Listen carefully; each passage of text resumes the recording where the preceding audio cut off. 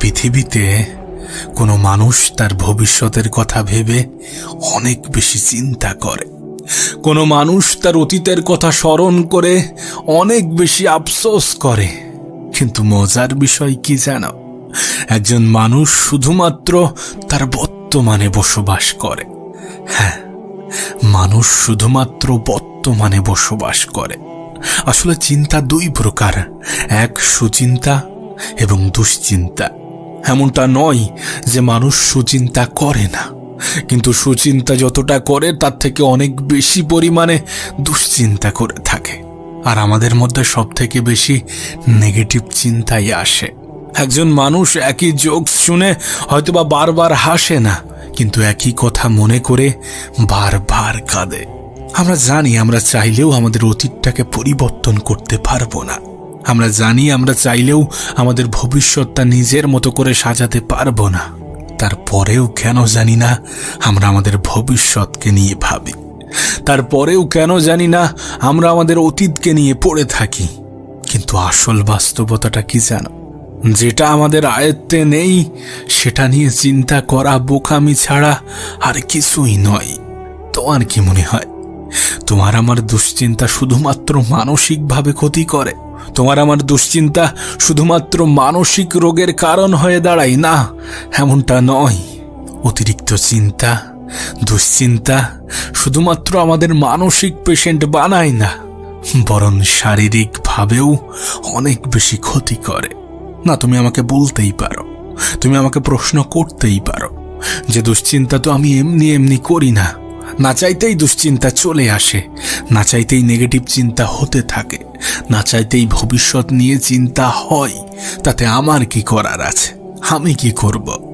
শোনো, তোমাকে বলি, তুমি তোমার জীবনে এটা খেয়াল করলে বুঝতে পারবে প্রত্যেকটা মানুষের জীবনেই এমনটা হয়ে থাকে যে আমরা যেটা দেখি বা যেটা নিয়ে একটু ঘাটাঘাটি করি সেদিকে আমাদের মন, সেদিকে আমাদের আকর্ষণ বেড়ে যায়। সাপোজ তুমি যদি অতিরিক্ত ক্রিকেট খেলা দেখো তাহলে তোমার ক্রিকেট খেলতে মন চাইবে। তুমি যদি ফুটবল দেখো তাহলে ফুটবল খেলতে মন চাইবে। তুমি যদি অন্য কিছুর প্রতি একটু বেশি গুরুত্ব দাও দেখবে সেগুলো করতে ইচ্ছা হয়, সেগুলো করতে মন চাই। মানুষের মাইন্ডটাই এমন, আমাদের চিন্তা ভাবনাটাই ঠিক এমনভাবে বিল্ড হয়, এমনভাবে তৈরি হয়। তোমার কাজটা হচ্ছে গিয়ে এগুলোকে নিজের জীবনে কাজে লাগানো, এগুলোকে নিজের জীবনে প্রয়োগ করা। কিভাবে? তুমি কোন পরিবেশে থাকছো, কাদের সাথে মিশছো, কাদের সাথে চলাফেরা করছো, এগুলোর উপরে নির্ভর করছে তোমার চিন্তা ভাবনা কেমন হবে। একটা কথা মনে রেখো, তুমি যতই ভালো হও না কেন, যদি 10টা খারাপ মানুষের সাথে তুমি এক সপ্তাহ ওঠা বসা করো তাহলে 11 নম্বর খারাপ মানুষটা তুমি হবে। তুমি যদি নেগেটিভ মানুষদের সাথে চলাফেরা করো তাহলে তোমার চিন্তা ভাবনাগুলোও নেগেটিভই আসবে। তুমি যদি সর্বক্ষণ নেগেটিভ জিনিসই দেখতে থাকো তাহলে তোমার চিন্তা ভাবনা নেগেটিভ হতে বাধ্য। কিন্তু তুমি যদি পজিটিভ জিনিস দেখো, যদি পজিটিভ মানুষদের সংস্পর্শে থাকো তাহলে তোমার চিন্তা ভাবনাটাও পজিটিভ হবে।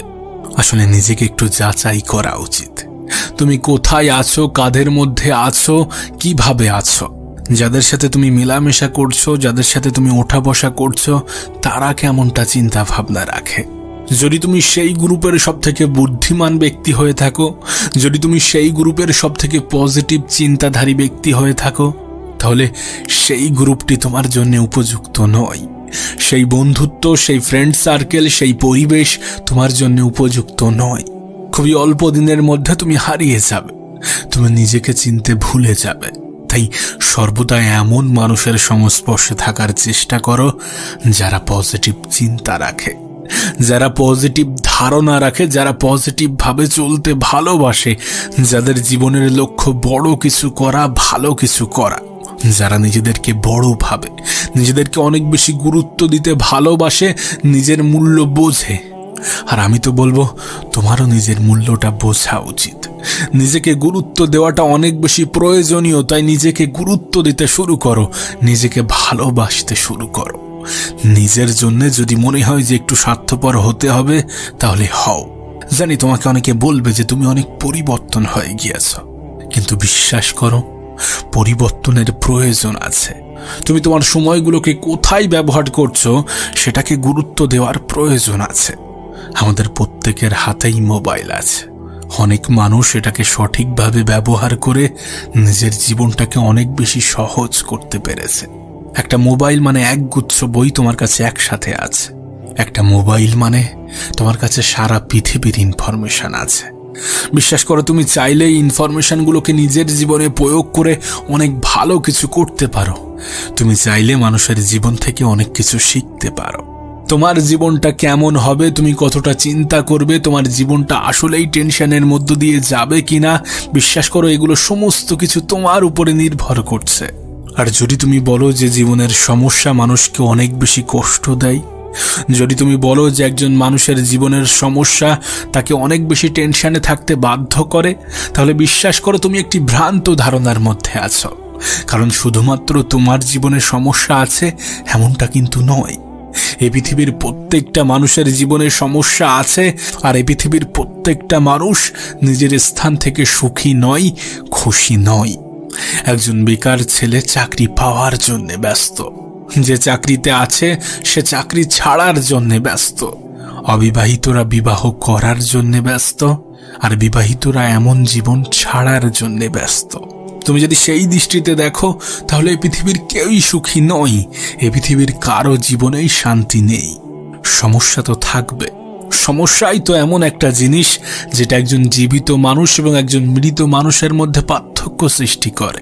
একজন জীবিত মানুষ এবং একজন মৃত মানুষের মধ্যে পার্থক্য বুঝতে অনেক বেশি সাহায্য করে। যার জীবনে কোনো সমস্যা নেই সে তো জীবিত থেকেও মৃত, কারণ সমস্যাহীন জীবন শুধুমাত্র তো মৃত ব্যক্তির হতে পারে। একজন জীবিত ব্যক্তির জীবনে সমস্যা থাকবে, এটাই স্বাভাবিক। তোমার জীবনে সমস্যা আছে মানে এর সমাধানও আছে। তোমার পজিটিভ থিঙ্কিং, তোমার পজিটিভ চিন্তা ভাবনা তোমাকে সেই সমাধানের দিকে নিয়ে যাবে। তাই সর্বদা নিজের চিন্তা ভাবনার উপরে কন্ট্রোল আনার চেষ্টা করো। কাদের সাথে মিশছো, কাদের সাথে চলাফেরা করছো, তাদের চিন্তা ভাবনা কেমন, তারা কেমনটা ভাবে, এগুলো একটু খেয়াল রেখো।